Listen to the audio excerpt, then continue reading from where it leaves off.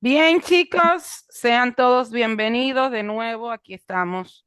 Hoy quise traerle eh, un tema que para nosotros es crucial, ya que la DGI ha estado notificando a todos los contribuyentes sobre el debido llenado del anexo H1, H2. Mi nombre es Niurka Villa, soy la CEO de Learning by Niva, una escuela de negocio y la socia fundadora de Niva Consulting, una firma de auditores. Para aquellos que no me conocen, estamos aquí para servirle. En realidad, viendo la necesidad que casi todos los asesores y que estamos ya en fecha eh, crucial de presentación de declaraciones juradas, quise traerle un pequeño obsequio de Semana Santa para que podamos cumplir con el debido proceso del llenado y el reconocimiento e identificación de los beneficiarios finales.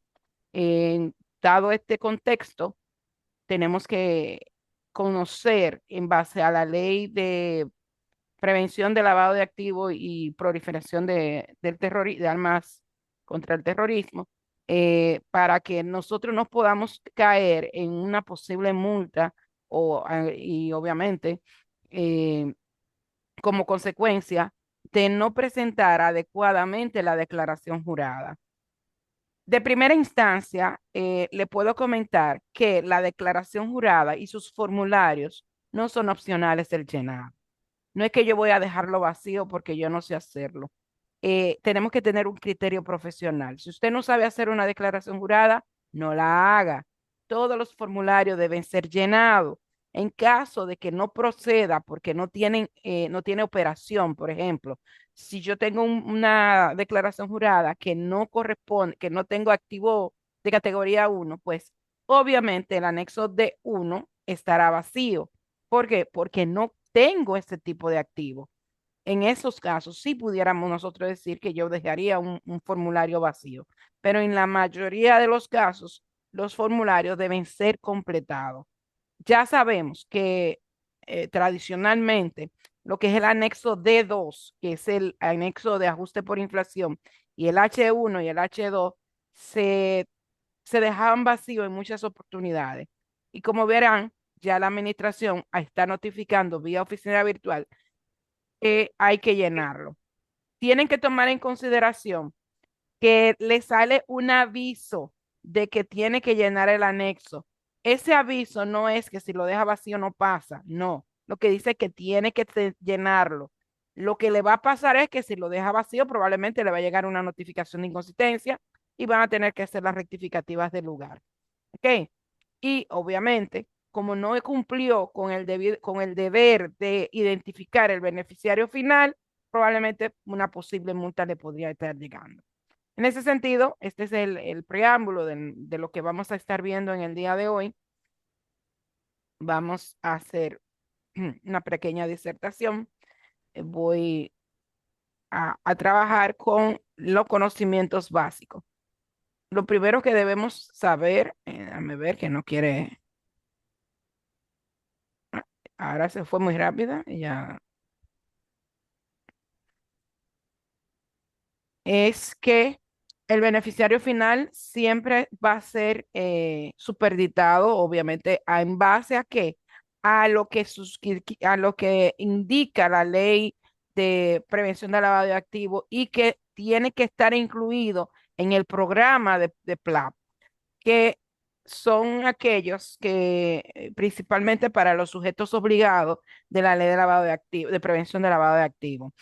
En este caso, podemos ver una estructura de la presentación actual. Vamos a ver las definiciones generales, legales, que tienen que ver con el beneficiario final, la identificación y la debida diligencia del beneficiario final, la obligación formal tributaria, casos especiales del reglamento, los formularios H1, H2 y obviamente una conclusión del tema. Entonces, partiendo de ese escenario, sí vamos a conocer lo que son los beneficiarios finales. ¿Qué es un beneficiario final? El beneficiario final es una persona física que ejerce el control efectivo final de una persona jurídica, que tendrá como mínimo un 20% del capital suscrito y pagado. Eso es lo que se establece de acuerdo al artículo 2, numeral 5 de la Ley de Prevención de Lavado de Activos. La debida diligencia es el conjunto de políticas y procedimientos que todos los sujetos obligados deben llevar a cabo. ¿Para qué? Para conocer los clientes relacionados, proveedores y beneficiarios finales de todas las actividades que se realicen. Este es unos conceptos clave y obviamente el sujeto obligado es el que la Ley de Prevención de Lavado de Activos ha establecido como obligatoria, tanto la persona física como jurídica. ¿Para qué? Para prevenir, detectar, evaluar y mitigar los riesgos de lavado de activos y financiamiento del terrorismo. Esas son definiciones clave que entendemos que debemos conocer sobre la base de lo que sería un beneficiario final. No necesariamente porque yo no sea sujeto obligado de la ley de lavado, no me excluye o no me exime de la identificación del beneficiario final. Lo que me exime es de la debida diligencia, pero no de la identificación. O sea, yo como contribuyente, y que obviamente tengo que tener ese proceso, yo como contribuyente tengo la obligación de determinar e identificar los beneficiarios finales dentro de mi entidad. Sin embargo, no tengo la obligación de hacer debida diligencia, siempre y cuando yo no sea sujeto obligado de la de lavado de activos.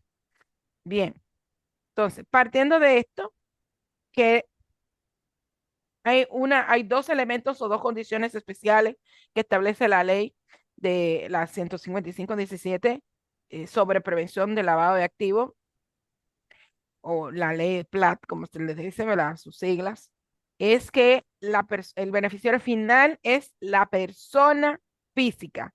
Hay una regla máxima que tenemos que decir siempre, siempre, el beneficiario final siempre será una persona física o natural. Nunca podrá ser una sociedad, en ningún caso, incluso en caso de cadena de titularidades o de propiedades de entidades jurídicas, debe identificarse el beneficiario final último o la persona natural última que ejerce el control efectivo real final o que tenga la participación accionaria. En estos casos, los dos elementos diferenciadores es cuando tiene una participación accionaria mayor o igual al 20%, que puede ser de forma directa o indirecta, y o cuando tiene el control efectivo, que es la que aún no alcanza el 20%, porque a veces tenemos casos de entidades que tiene el capital diluido. ¿Cuándo hablamos de capital diluido? Cuando tenemos una cadena de titularidades, vamos a decir, 10, 15, 20 personas que son accionistas o socios de una entidad. Sin embargo, cuando usted saca el porcentaje de cada una de ellas, no llega al 20%. O sea, ¿qué significa? Que el beneficiario control accionario no existe en ese tipo de entidad. ¿Por qué? Porque el capital está disluido. O sea, hay tantos accionistas que ninguno alcanza ese porcentaje. Entonces, ¿qué se extiende? El elemento 2, que sería el control efectivo, la persona física que ejerce el control real y efectivo final sobre la jurídica. Veamos, ¿cómo yo lo identifico? ¿Cómo yo identifico quién es el beneficiario final?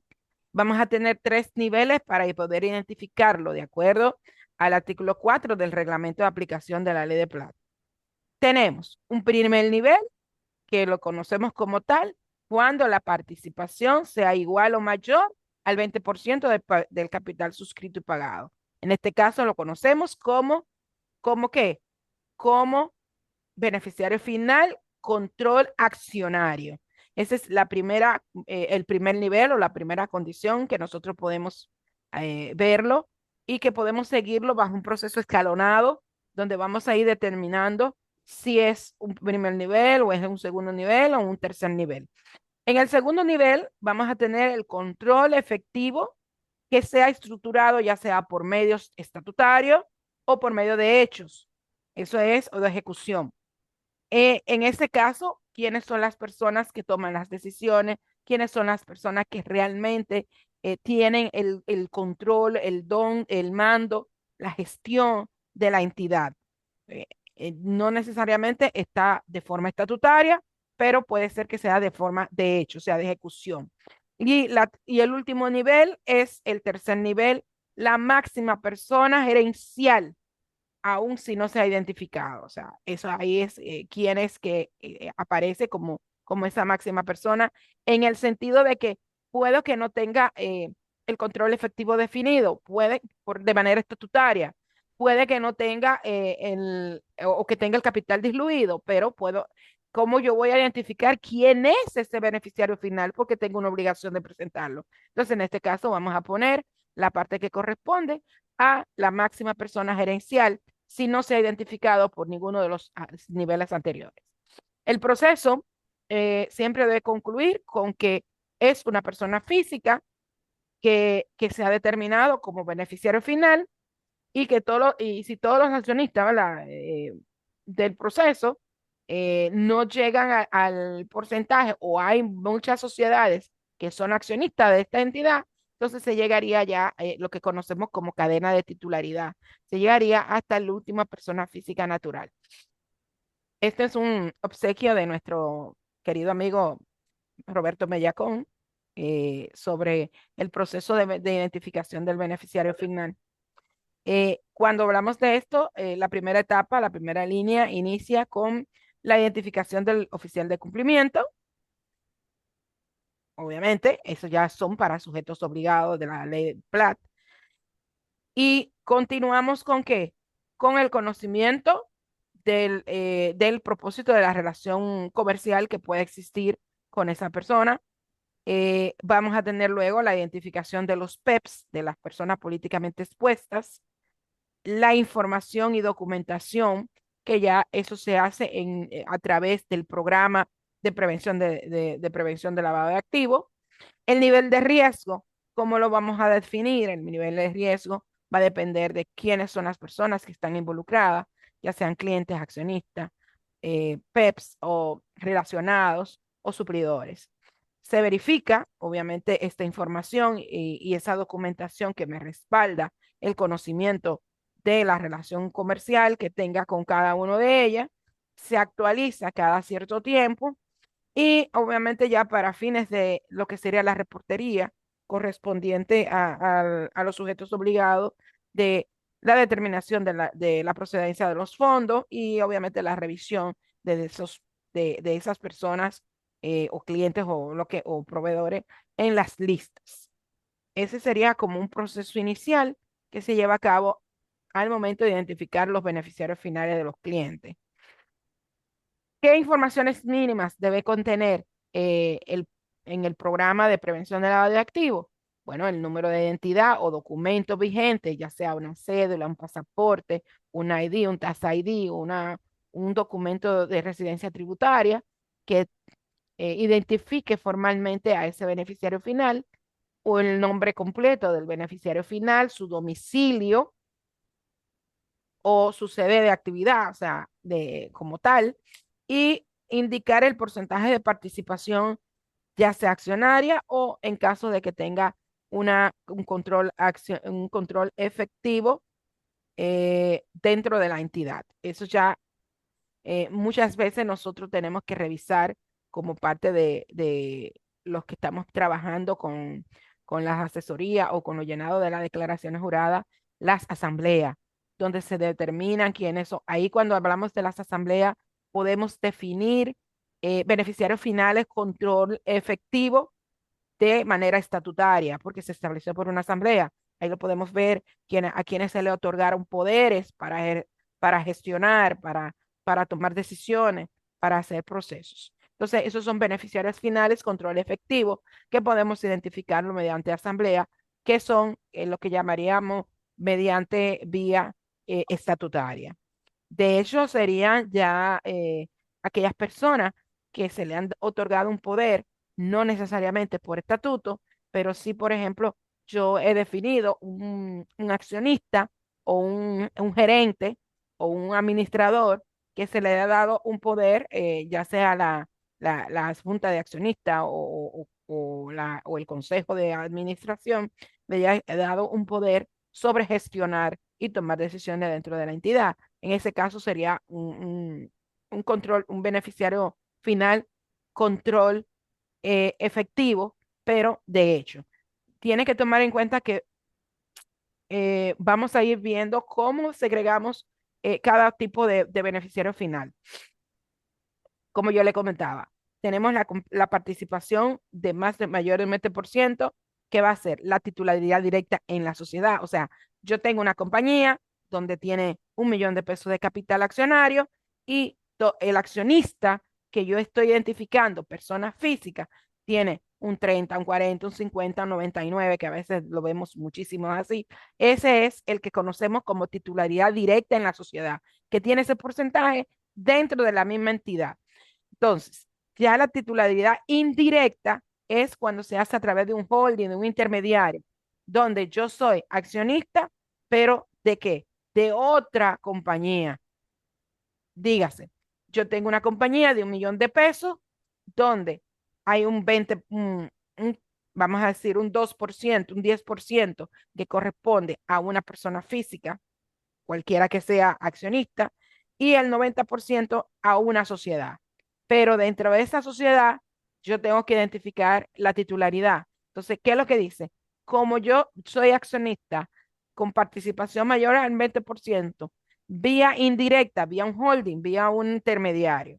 Y la combinación que puede ser tanto directa o indirecta, que probablemente se da el caso donde yo tengo, por ejemplo, un 10% de participación en la sociedad, pero en la indirecta o a través del holding, yo puedo tener un 40%. Ahí ya yo tengo una combinación de directa e indirecta de participación. ¿Por qué? Porque tienen un 10% de participación directa, pero tengo un 40% de participación indirecta, obviamente del 90% restante. En cuanto si tienen alguna pregunta, pueden por favor interrumpirme, preguntar, ¿verdad? Para que no nos quedemos así en el aire, sino que no sea un monólogo y podamos interactuar entre nosotros. Bien, entonces, cuando hablamos del control efectivo, era lo que yo le comentaba, ya ejerce un dominio o, o una influencia determinante en la gestión, en las decisiones estratégicas, en los activos de la entidad, o sea, puede disponer de estos. Entonces, en este caso, no alcanza probablemente el 20%. En este caso, siempre se trabaja y se toma en consideración que es una vía cualitativa compleja y que puede ser en algunos casos de relevancia de estructuras sofisticadas.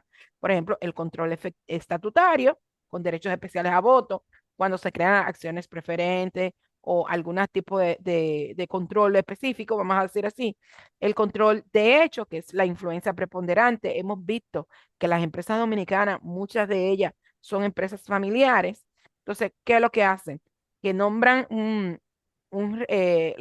por decir algo, ponen a los hijos como propietario de las acciones como tal, que sería control accionario. Sin embargo, quien toma la decisión es los padres o el padre que haya creado la entidad. Entonces, ahí vemos que hay una influencia preponderante. Entonces, decimos que hay un beneficiario final, control efectivo por control de hecho.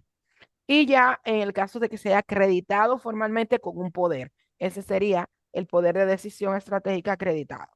Entonces, en ambos casos, puede que sean independientes o que sean o que se puedan darse en los mismos casos. No necesariamente debe coincidir la misma situación. En cuanto al árbol de decisión para para la determinación o para la identificación del beneficiario final de una sociedad, vamos a tener primero la siguiente estructura. Se identificó la persona con participación accionaria mayoritaria mayor al 20%. Si decimos que sí, entonces esa ahí se traduce como beneficiario final. Si decimos que no, no pudimos identificar a esa persona con una participación mayor al 20%, entonces se identifica, ¿qué me sigue? Se identificó la persona que ejerce el control a través de otros medios. Si decimos que sí, entonces ya se convierte en beneficiario final.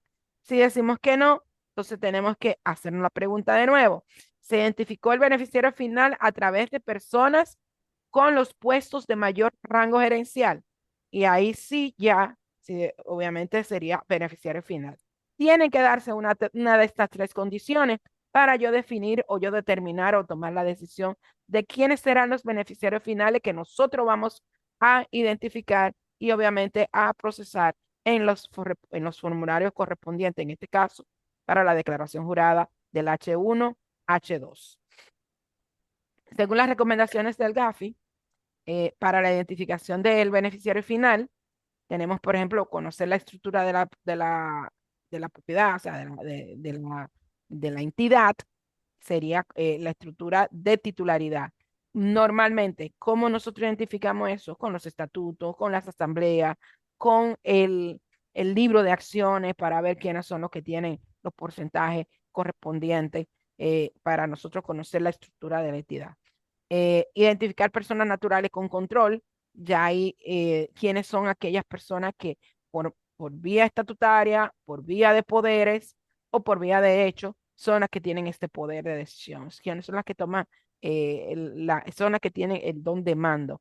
Cuando hablamos de control efectivo, y sí tengo que hacerle hincapié, no piensen en el manejo del dinero, porque no necesariamente manejan dinero, sino es quien tiene el poder de decisión, quien tiene el poder sobre de disposición de los activos de la entidad o de tomar decisiones estratégicas. Ese es el que llamamos control efectivo.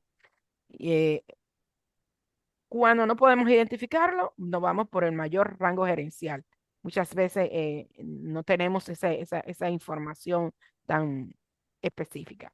Por ejemplo, yo tengo una sociedad de responsabilidad limitada que tiene dos entidades, una sociedad, bueno, tres entidades. Tiene una sociedad anónima con un 15%, anónima, ¿verdad? Otra sociedad con otro 15% y, bueno, una sociedad anónima con un 15% y una sociedad anónima con un 70%. Tengo tres sociedades que son propietarias de la misma entidad. Eso es lo que le conocemos como una estructura jurídica compleja. ¿Por qué? Porque la empresa como tal, o sea, la titularidad directa, son jurídicas. Sin embargo, cuando hacemos el desglose de las titularidades individuales, vemos que seguimos teniendo esa complejidad. Por ejemplo, en la sociedad limitada del 70%, tiene dos sociedades o una sociedad adicional, vamos a decir así, que tiene un 70% de valor, que sería la C. Entonces, en este caso que decimos, tenemos dos sociedades que tengo que llegar hasta la última sociedad que es AM, el beneficiario final, como control. Entonces, siempre tenemos que llegar ahí, el que le llamamos una estructura jurídica compleja, porque tenemos que determinar hasta la última persona natural, ya sea por control accionario o por control efectivo. ¿Alguien me entendió?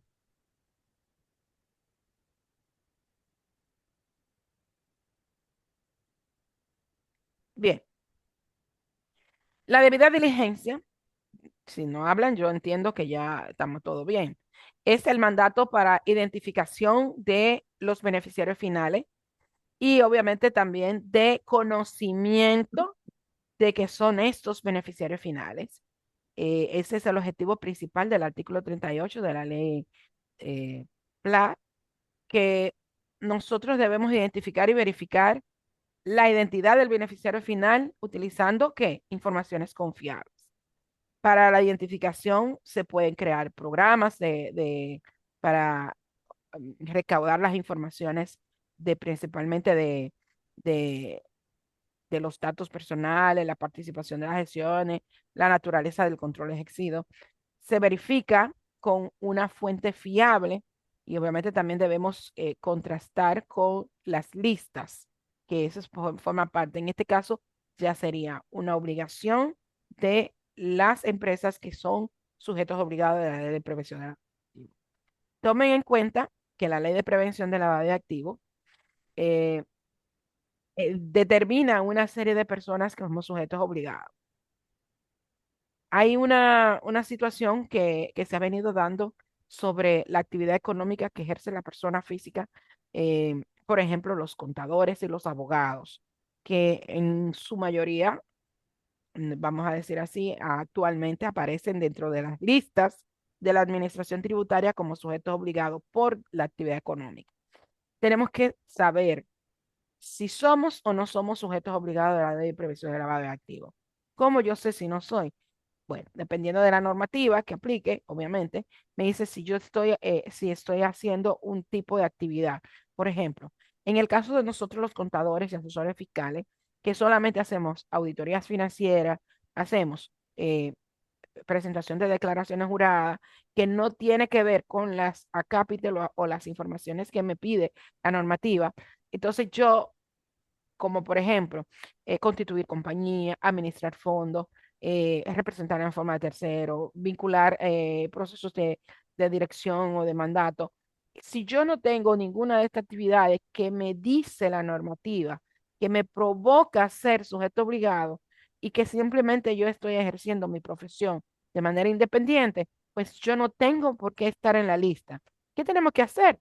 Mandar una comunicación a la administración tributaria con la evidencia de que nuestras actividades no son de las que están establecidas en la normativa para que no excluya del listado, porque nuestras actividades solamente se circunscribe a la profesión contable que ejercemos. En el caso de los abogados es un poquito difícil porque la mayoría sí constituye compañía, sí hacen administración de empresas. Entonces, ahí es un poquito más difícil, ya los notarios sí tienen esa condición. Entonces, tenemos que saber, o tenemos que verificar, en el caso nuestro de los contadores, que es lo que más siempre se verifica, de que no necesariamente somos sujetos obligados, aunque parezca en la lista. Lo que tenemos que hacer es el proceso de desvinculación, de que no excluyan de la lista presentando las evidencias de que nosotros no hacemos ninguna de las actividades que nos obligarían a ser sujeto obligado de la ley de lavado de activos. ¿Preguntas hasta aquí?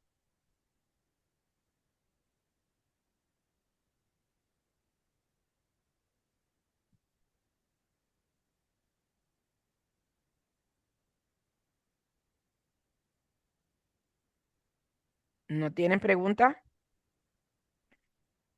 Bien, entonces le comentaba, en la norma 0318, que es la normativa, gracias, bienvenida Ibelice, que es la normativa que habla sobre los las obligaciones, ¿verdad? Tenemos aquí en este caso, habla de los agentes inmobiliarios, las fiduciarias, para que ustedes tomen en cuenta esto. La norma 0218, acuérdense que todas salieron así. Aquí habla de las personas físicas o jurídicas que tienen que ver con actividades de compra y venta de vehículos de motor, barco, aviones, esa es la normativa 0218 y la 0118, a ponerla aquí, eh, ya en este caso, la norma 0118 es la que me trata las personas físicas, vamos a decir así, físicas o jurídicas, que tienen las actividades de como abogados, notarios, contadores, empresas de corretaje. ¿Cuál es? Ok, tengo una pregunta aquí en el chat, déjenme leerla. Denme un momentito. ¿Cuáles pueden ser evidencias probatorias de que no somos sujetos obligados de la ley de prevención de lavado de activos? Excelente pregunta. Por ejemplo, en el caso de nosotros los contadores, que tenemos actividades comerciales, vamos a decir, que solamente hacemos transacciones con clientes que tienen que ver con me llama esto? Con contabilidad como tal. Por ejemplo, me dice la normativa para el caso de las empresas o las personas físicas jurídicas. Dice, mira, eh, tú administras cuenta bancaria o de ahorro de tu cliente. No, yo no administro nada. O sea, todas las cuentas que yo tengo son mías. ¿Qué evidencia tú tienes de que tú no administras cuentas bancarias? No, todas mis cuentas que yo administro, donde yo firmo, son cuentas de mi empresa, no son de tercero. Yo puedo pedir una certificación bancaria de que todas mis cuentas son propias de la entidad y no de cliente. Por ejemplo, en el caso de organizaciones que crean, ¿verdad? Que contribuyen para la creación, operación y administración de empresas. ¿Usted administra una empresa? No. O sea, de clientes estamos hablando. No, yo no tengo el servicio de back office, yo no tengo ese servicio de gestión de empresa a mis clientes. O sea, de que, mira, le presto, le llevo la administración. No confundan a veces de que nosotros tenemos, por ejemplo, el caso de que administramos de que le administramos la nómina. Por ejemplo, yo doy servicio de administración de nómina o lo que fuese como tal. En ese caso, yo no estoy yo lo que le estoy administrando es un servicio de outsourcing de nómina, no necesariamente estoy administrando o gestionando la entidad completa. También la creación y operación y administración de personas jurídicas, o sea, cuando sean estructura, la constitución de compañía. Ya hay, por ejemplo, yo tengo una evidencia de que de que mis honorarios que yo facturo, o sea, las actividades comerciales que yo tengo, mi facturación no se compadece con esa actividad. Todo lo que yo hago es auditoría, mis facturas todas son de auditoría, de igualas contables, de auditor, de asesorías fiscales. No tengo en mis facturaciones ni en mi contrato. No tienes que ponerlo todo, pero puedes poner alguno de que es una evidencia. Recuérdate que no podemos, no es que vamos a poner el universo de mis clientes en mi totalidad de facturación, sino que podemos indicarle puede ser con copia de contrato que ustedes hayan hecho, de que la actividad real y que te está facturando son esas, que no tienen nada que ver con la que está en la norma 0118. Espero que le haya servido la explicación. Bien, entonces, documentar. ¿Qué pasa? Cuando ya hacemos el proceso de debida diligencia, tenemos que ir documentar específicamente cómo llegamos a ese proceso. ¿Qué significa esto? Mantener un expediente actualizado de que esas informaciones que hemos investigado de esos, de esos de esos beneficiarios finales están acorde con la realidad, de que ya, recuérdese que cada cierto tiempo a veces se excluyen o se agregan informaciones de los beneficiarios finales. Por ejemplo, principalmente en aquellos beneficiarios finales control efectivo o si ya sea por la vía estatutaria, que pueden irse cambiando cada vez que haya una asamblea. Por eso es tan importante que debemos revisar las asambleas para el caso de que haya cambiado el beneficiario final, control efectivo. Ok. Los tres criterios legales obligatorios, como yo le comentaba, tenemos el criterio de participación accionaria mayor al 20%, ya eso lo habíamos comentado. La del control efectivo, que es el control real, ya sea de control estatutario por votos especiales o, o el control de hecho. ¿Alguien me quiere decir algo? A ver si hay una pregunta aquí. Me pregunta, por ejemplo, ¿se puede ser facturas emitidas a clientes por nuestro? Claro, recuérdate que la evidencia que tú vas a proporcionar de que tú no eres sujeto obligado es la que tú tengas. Si tú, por ejemplo, no haces contrato, sino que simplemente tú le facturas al cliente, pues tú puedes poner las evidencias de tus facturas. Eh, obviamente, no tiene que ser todas las facturas de un mes, un año, sino las facturas que tú entiendas que son elementos probatorios y que en caso de que la administración requiera una revisión exhaustiva o quiera verificar que todas tus facturas se constituyen o corresponden a eso que tú estás informando en la carta que tú vas perfectamente a motivar, entonces tú puedes obviamente incluir de que real y efectivamente no factura servicios que te obligan o que te ponen en la condición de sujeto obligado. Ese es no tengo la cantidad exacta de documentación, es la que tú entiendas, que tú tengas a la mano y que te pueda como avalar esa motivación de esa carta para que te excluyan como sujeto obligado. Bien, ¿alguien más? Ok. Y la jerarquía gerencial, o lo que llamamos es residual. Mm, excelente. Sí. Ok.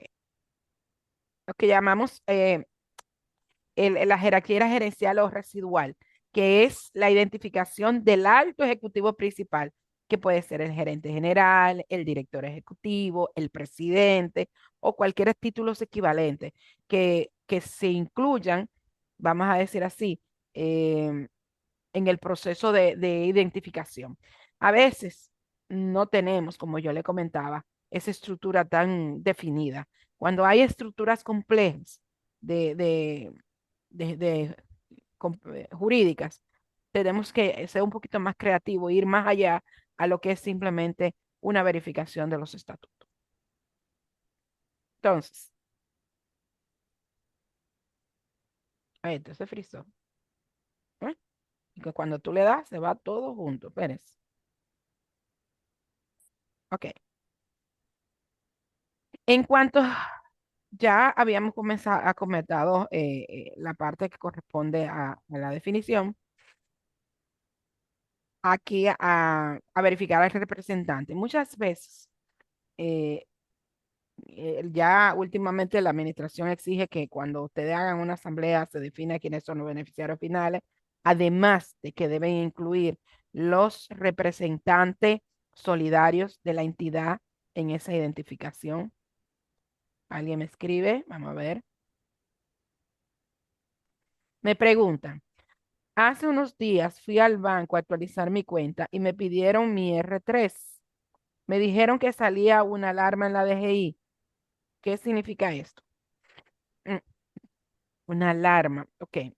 Tu IR3. Si tú eres un asalariado, no te debería salir alarma, porque ahí en lo que no entiendo es un IR3 y una alarma. Lo que puedo deducir en tu caso es que cuando tú actualizaste tu dato, tú tienes una actividad, ahora sí, una alarma en el R1.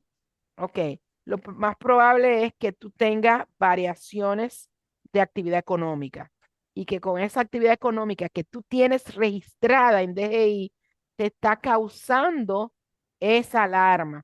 Como yo le comentaba, yo, Niurka Villa, como profesional liberal, CPA, estoy registrada con esa actividad económica en la administración tributaria y sale en el listado de sujeto obligado de la Ley de Prevención de lavado de activos. Cuando tú vas al banco a actualizar tu información, esa alarma, que es la que yo creo que te está saliendo, le sale al banco porque te está saliendo en el listado de la administración. Entonces, ¿qué te dice el banco? Mira, si tú no eres sujeto obligado, date de baja porque te está saliendo la alarma de que tú deberías. ¿Qué te va a decir? Dame el registro tuyo de la UAF, de la unidad financiera, dame el registro. ¿Por qué? Porque se supone que te está saliendo esa alarma, esa alerta de que eres sujeto obligado. Y mucho más allá te dice, dame todas las informaciones que tú hiciste de registro en la unidad de prevención de lavado, que es la UAF.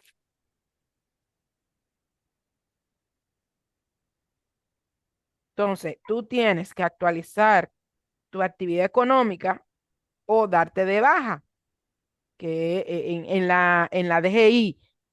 Oigan, ¿en qué baja? Darte de baja de sujeto obligado de la Ley de Prevención de lavado de activos. Y si no te da, entonces el banco te va a requerir el registro ante la unidad de análisis financiero, entre la UAF. Bien, debe ser la alerta que te está saliendo. Bien, es probable que sea esa.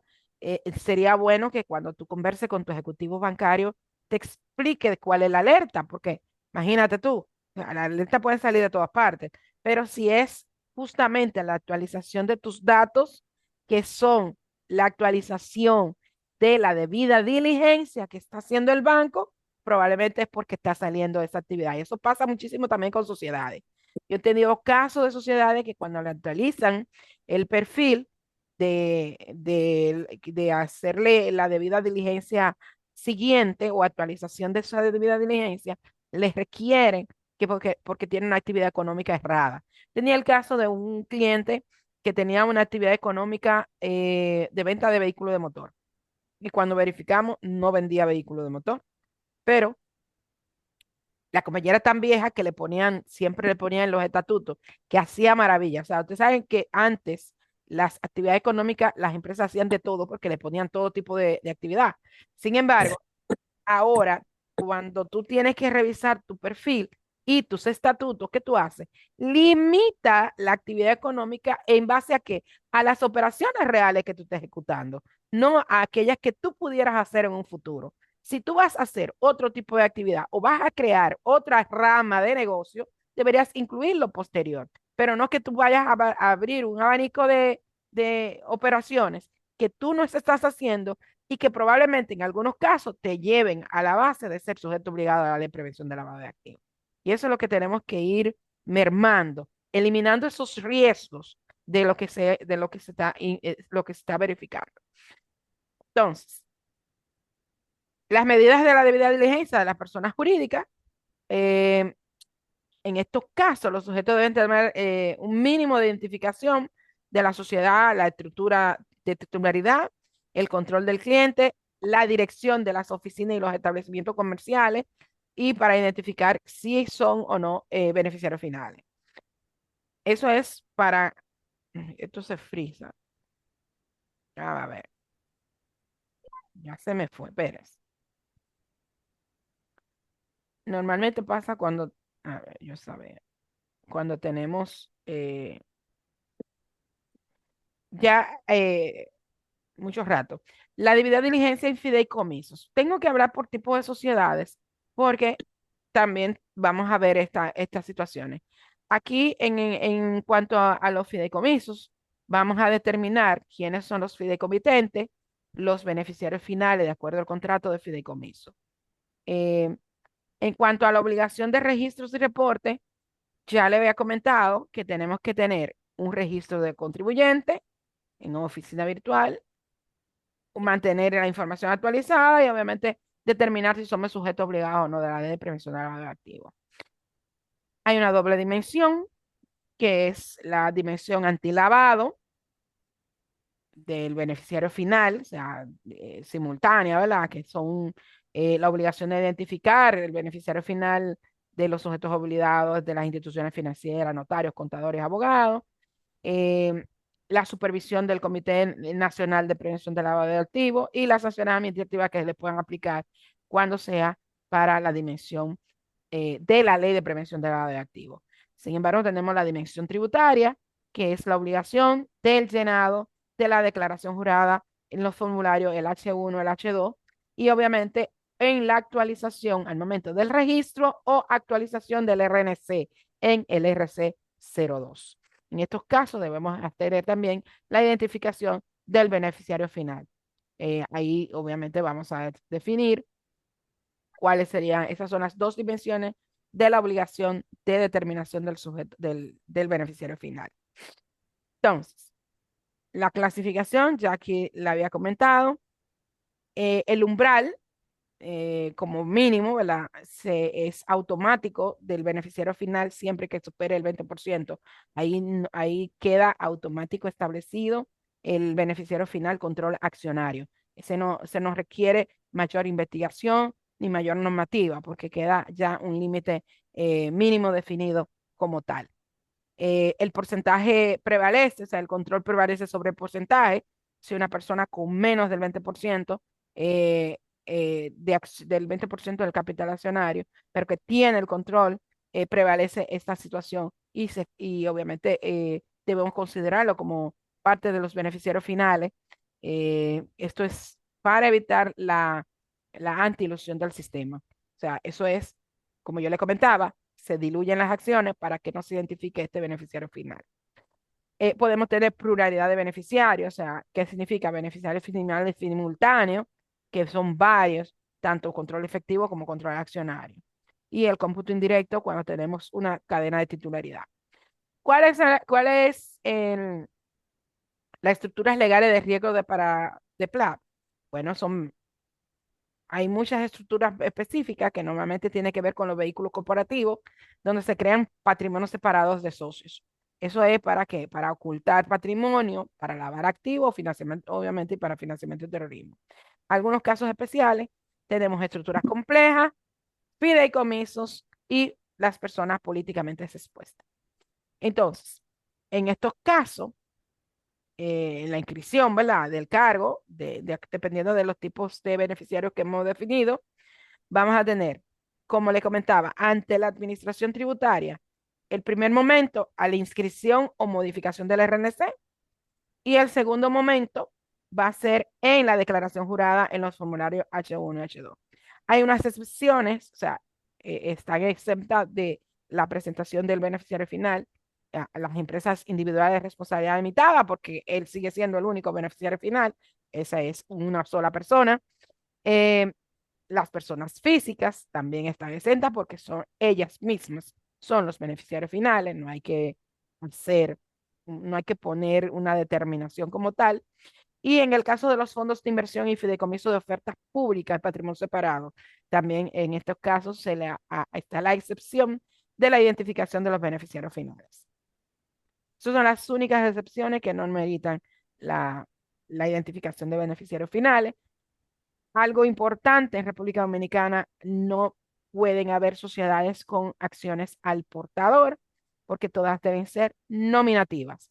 A partir de la ley 155/17, se estipuló que todas las acciones sean nominativas, es decir, que tiene que tener, la persona titular tiene que aparecer en el documento, no puede ser anónimas y ni tampoco puede existir un traspaso en anonimato del control para las personas físicas.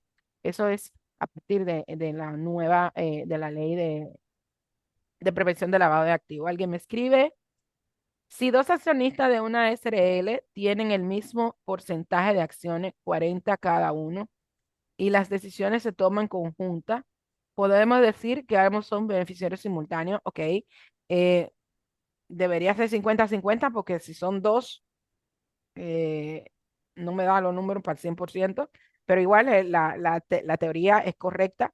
Si ambos exceden del 20%, ambos quedan automáticamente como beneficiarios finales, control accionario.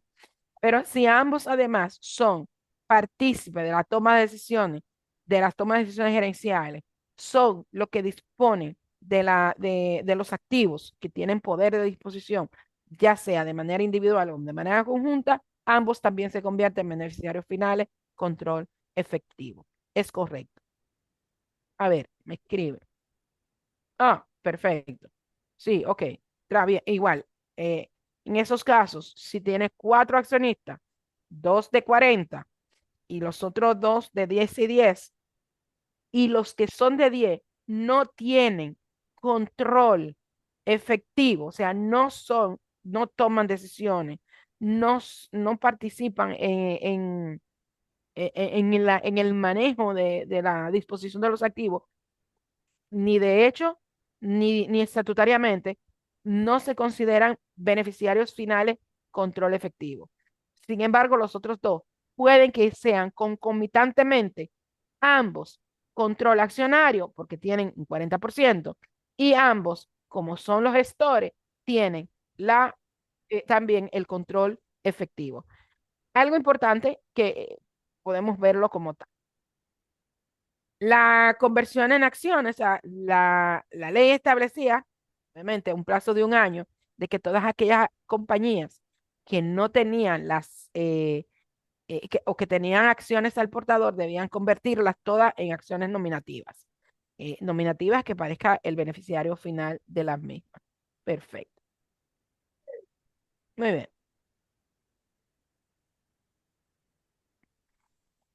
En el caso de... aquí me escriben. Vamos a ver. Perfecto. Excelente. Ok. En el caso de las estructuras complejas, que son aquellas de análisis de titularidad, ya se va a presentar lo que es la transparencia de capa, look-through approach. O sea, eso es la obligación de presentar en el H1 y en el H2 la titularidad por, vamos a decir, por capas, por holding, por subsidiarias hasta llegar a la última persona, a la persona física final subyacente, que es la verdadera que se debe de identificar. Puede ser incluso si hay una cadena de titularidad y se encuentran en fundaciones o en trust, debe hacerse la continuación o la continuidad hacia arriba hasta identificar la persona natural final. Eso no importa qué tipo vamos a decir, de holding, sea un folding, un fondo de inversión, un fideicomiso, un trust, una fundación. Todas, en todos los sentidos, aunque sea la accionista, debe identificarse ya el beneficiario final de la misma. Por ejemplo, aquí yo tengo una sociedad con socios de inmueble y socios de banco, una sociedad no mínima A, una sociedad SRLB y una sociedad anónima A. Ahí está. ¿Qué tenemos? Que la B, aquí tengo un 70% y que el beneficiario final de este es el A. Vamos a decir que es el que tiene la totalidad de las acciones de la empresa C. Entonces, en ese caso, de ese tipo de empresas que tengo socios todos corporativos, en este caso, esta persona que es la que ya reside, es la que se considera como tal. Es importante, en las SRL a veces tenemos casos de SRLs extranjeras que están registradas en Dominicana o SRLs que tienen, por ejemplo, el gerente, el gestor, tiene una acción y la compañía extranjera, que es la propietaria de la dominicana, tiene un 99%. En esos casos, esa persona que tiene un 1% probablemente sea la persona que tome las decisiones, sea beneficiario final, control efectivo, y que probablemente en algunos casos también participe en la holding. Entonces, siempre vamos a ver que puede tener no solo control efectivo, sino que también que puede ser control accionario. Bien, como le decía, para mucho más fácil, una holding que tiene un 60%, la empresa ABC tiene 3 accionistas, la holding de 60, inversiones un 2, 3 de un 30 y Juan Pérez un 10. Cuando revisamos, la holding se encuentra un único accionista, María, con el 100%. O sea, esta holding pertenece a María García. En la compañía de Inversiones S.A. dice que se encuentran 2 accionistas, uno Carlos Pérez con un 70 y Ana Martínez con un 30. Eso tiene un 30%. ¿Quiénes son beneficiarios finales? Entonces, en estos casos, van a ser beneficiarios finales María, que controla el 60% de la holding, o sea, el 60% de la empresa ABC. Carlos Pérez, que es una controladora indirecta, porque tiene un 21%, que ese es el 30% del 70%. Y María Martínez, que tiene un 9%, que no supera el 20%, pero que puede en un momento determinado ser beneficiario final, control efectivo. Juan Pérez, que no supera el 20%, ese podría ser en caso de que ejerza control efectivo. Pero de hecho, lo podemos identificar en esa cadena de titularidad a María como controladora, como control accionario, porque posee el 60% de las acciones de ABC vía la holding. Carlos Pérez, que posee indirectamente un 21% de ABC, que es el 30%, el 70% del 30% de inversiones 1, 2, 3. Entonces, ahí podemos ver cómo definimos, cómo podemos determinar. Entonces, cuando yo vaya a llenar mi H1 y mi H2 de esa compañía ABC, yo voy a tener beneficiario final, control accionario a María y a Carlos. Y en control efectivo, pudiéramos decir que María es control efectivo, pudiéramos, eso va a depender del proceso investigativo de quiénes son los que ejercen control efectivo. Y también deberíamos verificar si Ana Martín y Juan Pérez son control efectivo. Aunque no superen el 20%, pueden que sea en un momento determinado control efectivo. Bien, en el fideicomiso, le comentabas que tenemos los beneficiarios, el fideicomitente, que va a ser la persona que aporta los bienes al fideicomiso, la fiduciaria, que es la que administra, el beneficiario, que es la persona a quien se le atribuye dentro del contrato de fideicomiso los beneficios a recibir, que puede ser el fideicomitente, fideicomisario también. Y la persona con control final que ejerce sobre la misma, que normalmente está dentro de, vamos a decir, dentro del contrato de fideicomiso y que es quien le da la pauta a la fiduciaria para ejercer. Por ejemplo, en muchas de las constructoras se establecen que crean proyectos de fideicomisos inmobiliarios. Las fiduciarias hacen lo que dicen las constructoras como fideicomitente. Entonces, en ese caso, el fideicomitente sería que probablemente es fideicomisario, se convierta en beneficiario final en cabeza del fideicomiso. Bien, aquí, por ejemplo, en el caso de los fideicomisos, que no tienen, no son sin personalidad jurídica, eh, no hay porcentaje mayores al 20%, sino que se define control efectivo final. Es difícil que no vamos a tener control efectivo accionario, sino porque no tiene acciones, no tiene personalidad jurídica. Por consiguiente, en los fideicomisos siempre vamos a tener lo que son el control efectivo final, que es lo que se incluye dentro del formulario H1, H2. En el caso de las asociaciones sin fines de lucro, que tampoco tienen, vamos a decir así, una estructura accionaria, en este caso vamos a tomar en cuenta quiénes son las personas que ejercen el control dentro de la entidad como tal. Las personas políticamente expuestas, ya sabemos que en estos casos vamos a identificarla como beneficiario final, si se activa como tal, ahí ya en cuanto a sujeto obligado a la ley de prevención de lavado de activos, van a tener que hacer una debida diligencia ampliada o reforzada. Muchas veces, eh, cuando tenemos empresas que funcionarios PEPs o personas políticamente expuestas son parte de la entidad, principalmente lo podemos ver en ONG, que muchos de ellos crean esas fundaciones para esto. Tenemos que tomar en consideración que esa persona, que es la que toma la decisión, el control efectivo, debemos transparentarlo como tal. En cuanto a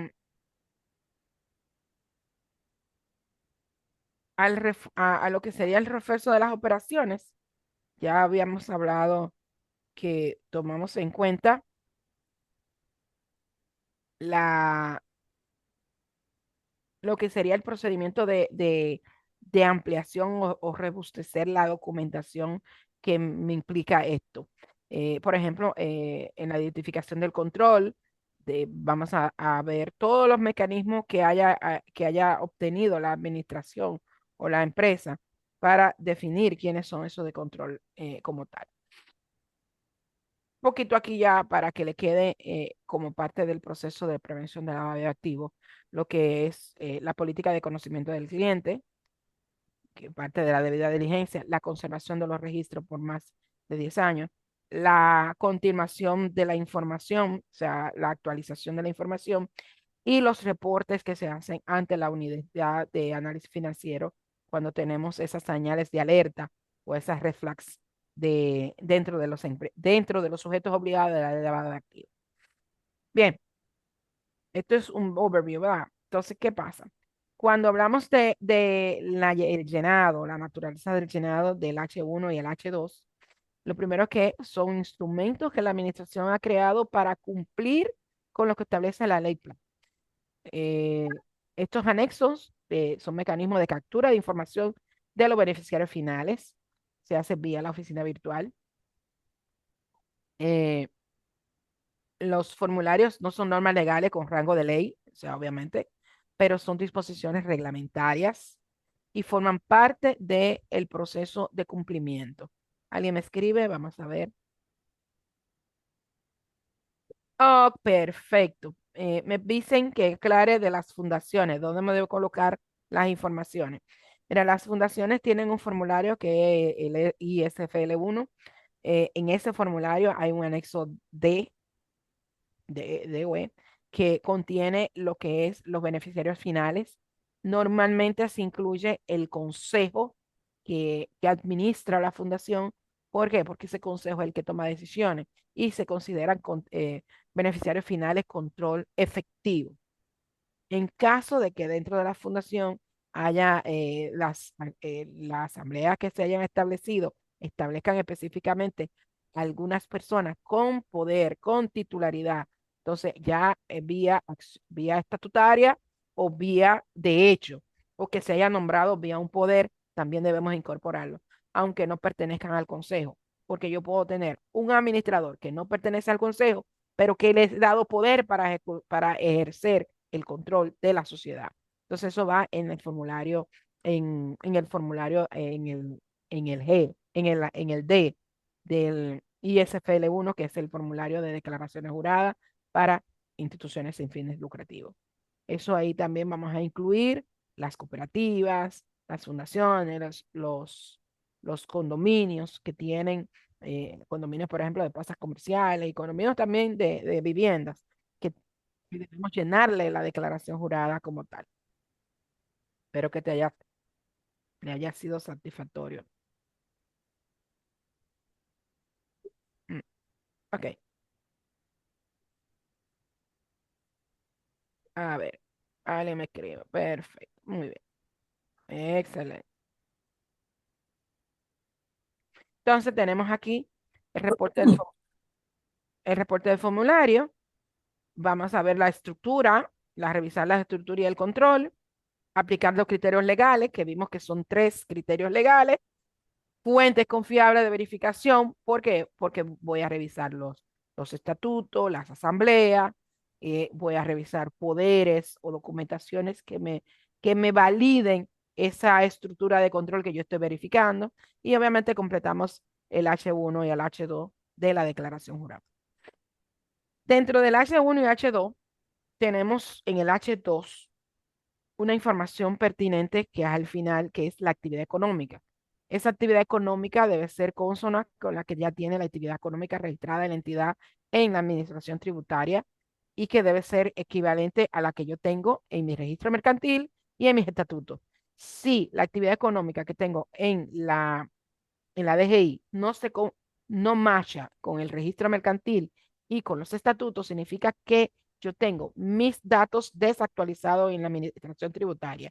No porque yo lo haga en el H1, en el H2 ya se me actualiza. No, yo simplemente estoy informando que yo tengo un cambio, pero debo hacer el cambio vía el formulario pertinente, que en este caso es el RC02. Puedo hacerlo de manera física, depositando la documentación soporte o de manera virtual, cargándolo vía la oficina virtual para la actualización de los datos. Ok. Aquí el sistema establece la transparencia fiscal y la prevención de lavado de activos. Esto es los 2 objetivos estratégicos de la identificación de los beneficiarios finales. Las 3 obligaciones, como yo le había comentado: identificar, verificar y documentar.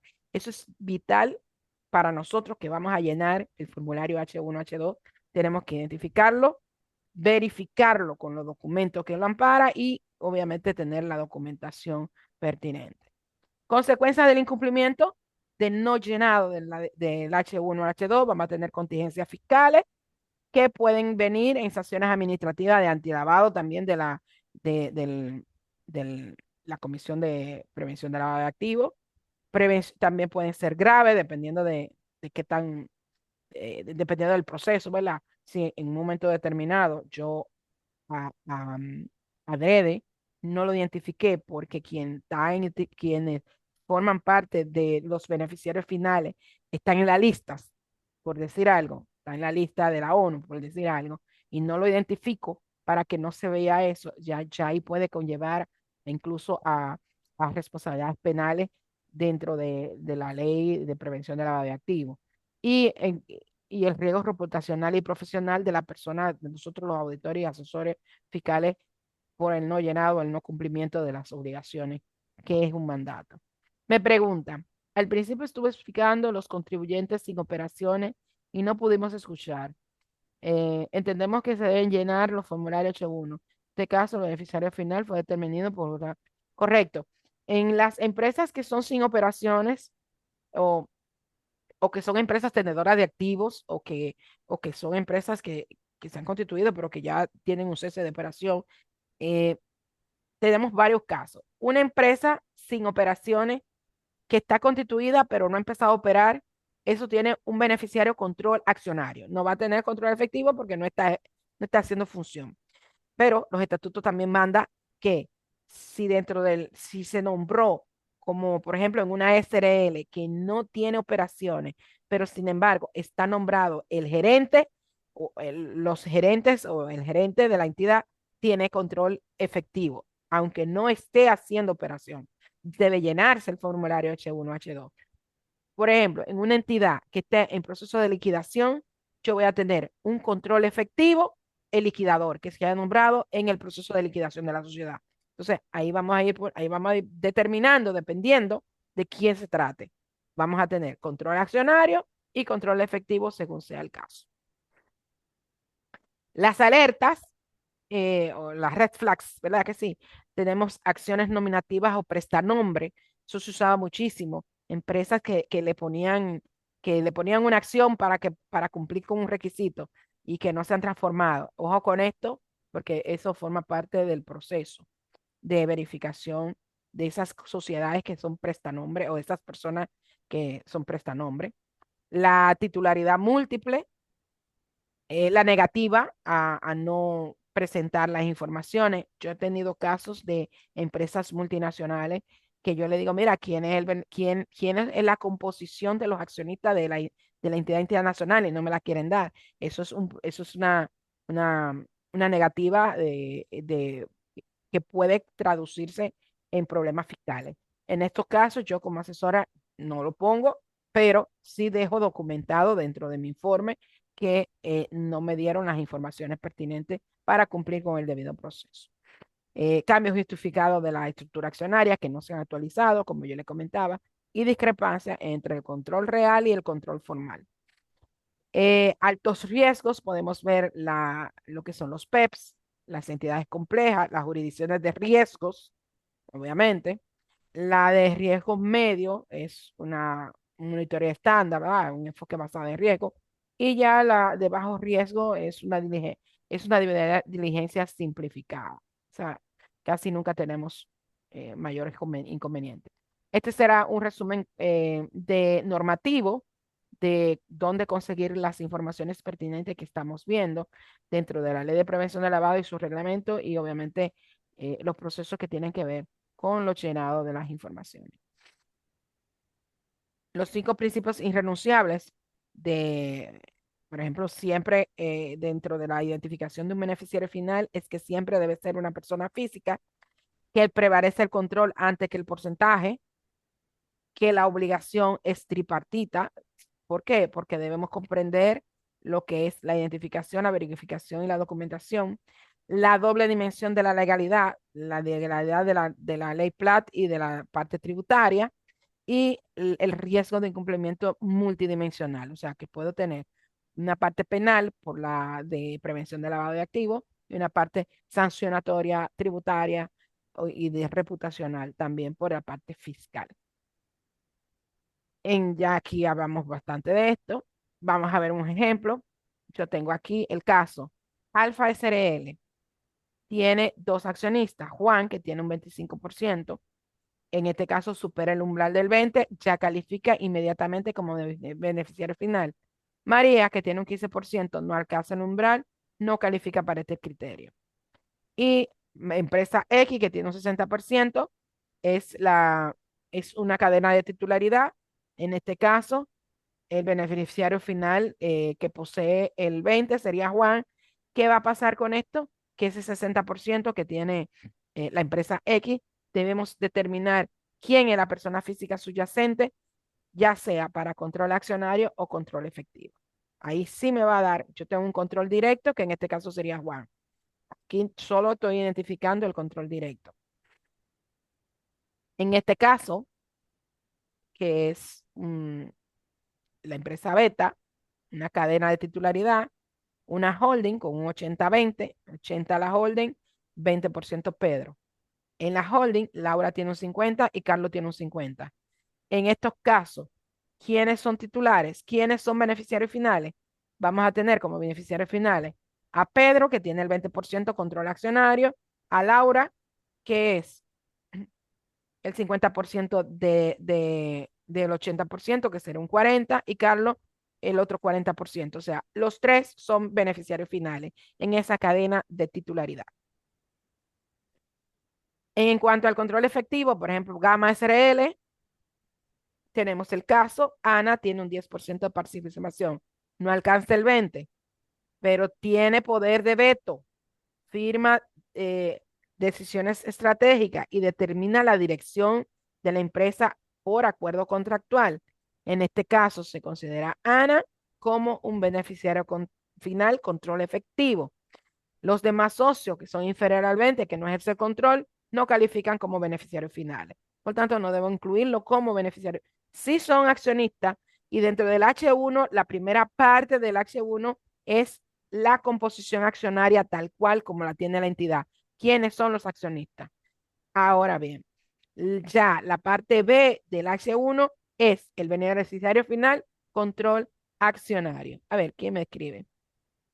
Las empresas inactivas por muchos años y por tanto no se transformaron, pueden afectar a uno de los accionistas que actualmente sí. Mira, es que una empresa inactiva que no se transformó y que tiene morosidad o está de baja o tiene o tiene alguna deuda o lo que fuese, sí afecta al accionista que esté dentro de esa entidad. Por eso es tan importante que si yo presté, porque ahí es un prestanombre y sigo siendo parte de la entidad, debo solicitar que se actualice esa compañía y se me dé de baja. Porque yo no puedo, a mí no me pueden obligar a pertenecer a una entidad que no, que a ser socio de una entidad. Entonces, eso sí hay que actualizar los datos. Señores, la actualización de los datos es obligatoria. Te dice la administración que tú tienes 60 días para actualizarlo. Y ahora, eh, si tú no lo haces, tú eres pasible de multa. Las multas, la administración está tomando en consideración el salario mínimo establecido para las entidades, para las empresas no sectorizadas. O sea, que va a ir desde grande hasta microempresa y el rango será desde cinco salarios mínimos hasta 30 salarios mínimos, dependiendo de cuál sea el sector al que tú correspondas. Alguien me escribe, vamos a ver.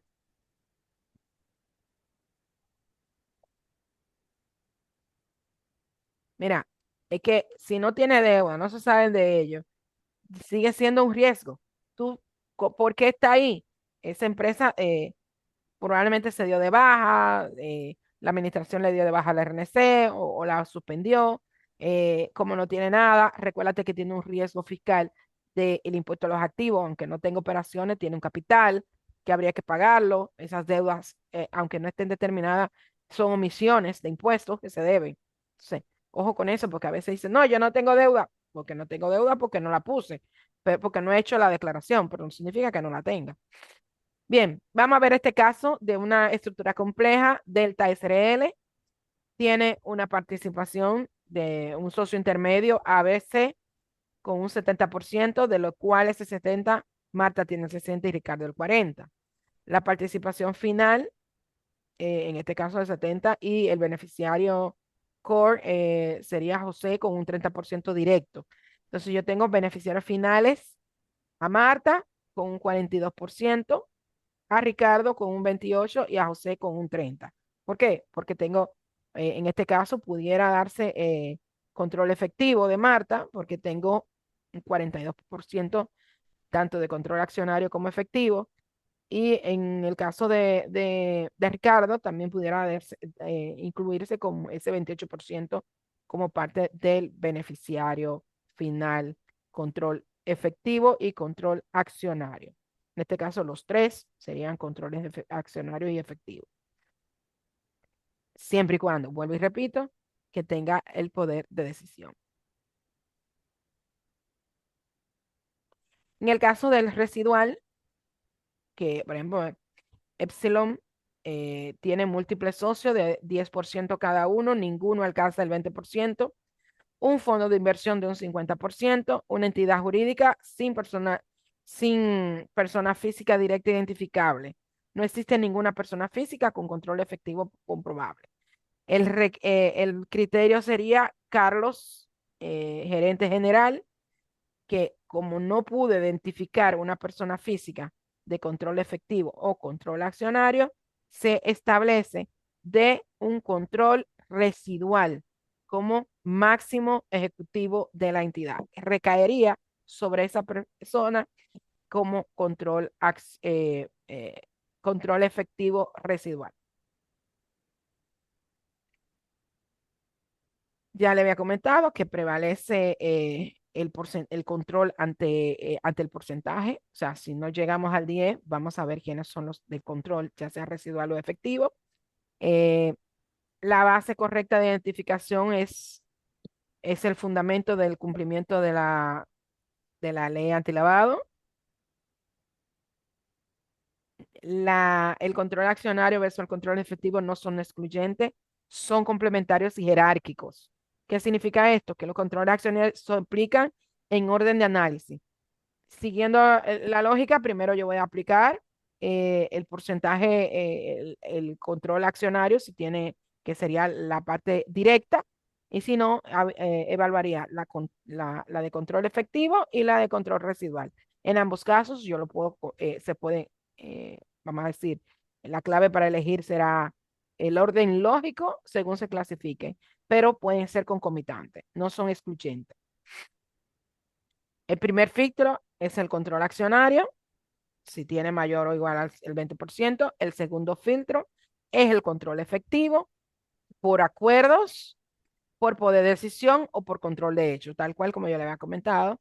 Y el tercer criterio sería el criterio residual de la alta gerencia, cuando no pueden identificar ni el efectivo ni el control accionario. La norma establece la sustancia sobre la forma. La sustancia significa la realidad económica por encima del control efectivo o por encima del control accionario.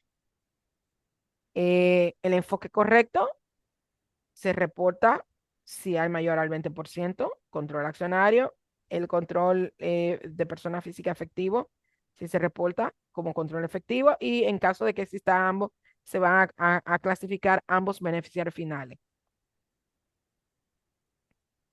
En este caso, por ejemplo, una estructura donde Juan tiene un 20% del capital y María tiene un 10%. A primera vista, Juan sería supera el 20%, sería un beneficiario control accionario. Sin embargo, el beneficiario final, control accionario, y María pudiera ser un beneficiario final, control efectivo, siempre y cuando dirige la de toma de decisiones. Un error común que se reporta es que solo reporta el que tenga el 20%. Y si hay accionista, no miro el control. Es común que si ya yo tengo el 20% mayor al 20%, no hago el H2. Eso es una barbaridad. Tengo que hacer ambos análisis. Vamos a hacerlo por criterios, rango por rango. No es que voy a dejar de hacerlo. Yo voy a identificar todos los beneficiarios finales que hay en mi empresa, sea control accionario o control efectivo. Eso es importante porque muchas veces, si ya yo tengo mayor al 20, ya yo no tengo que identificar el control efectivo y eso es mentira. tengo que terminar el análisis completo. La pregunta es, ¿quién realmente manda o se beneficia económicamente de la entidad? Ese es para nosotros poder decir que es el control efectivo. En- para trabajar la conclusión final, ¿verdad? Ya sabemos que los son beneficiarios finales o por control accionario o por control efectivo o por alta gerencia o residual. Preguntas jóvenes, con esto completamos algo sencillo, pero completamos la parte que corresponde al Senado del H1, H2. Y el H2 presenta al final, además de la actividad económica, las sucursales que tiene eso es informativo para ver estructuras complejas, más que todo, eh, para la administración tomar como base esa estructura compleja. Si tienen alguna observación, alguna pregunta, este es el mejor momento para que me puedan hacer cualquier duda que tengan al respecto. Jóvenes,